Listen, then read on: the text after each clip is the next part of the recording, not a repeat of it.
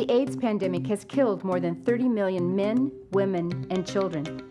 And today, more than 33 million people are living with this incurable virus.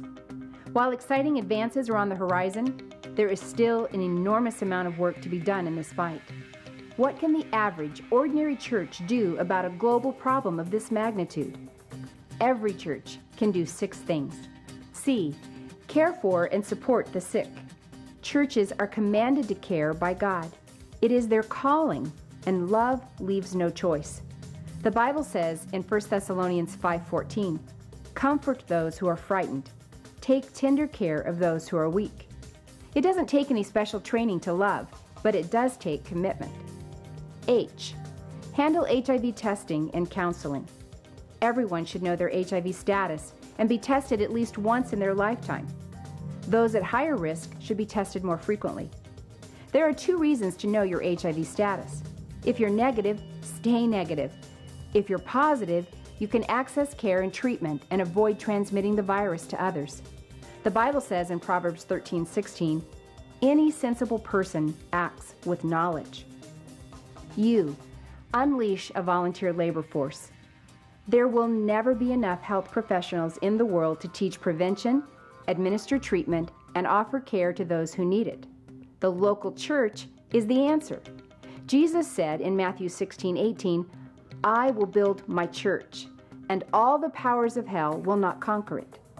Churches have the largest volunteer labor force on the planet, more than 2 billion members.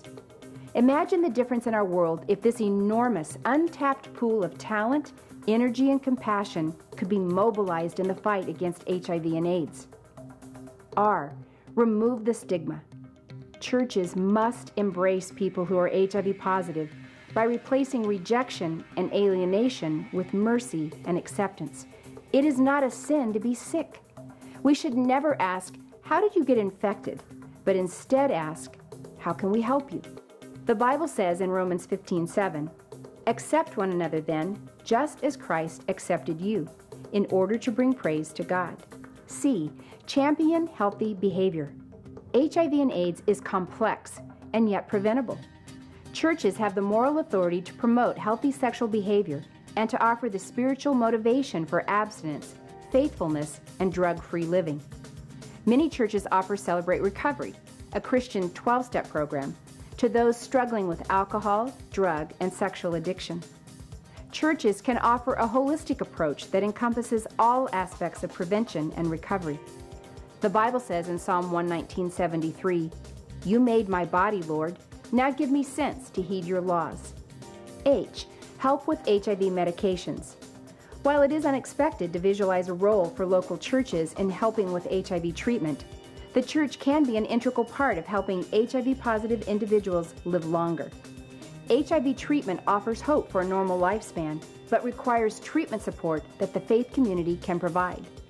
Galatians 6:2 says, "You obey the law of Christ when you offer each other a helping hand."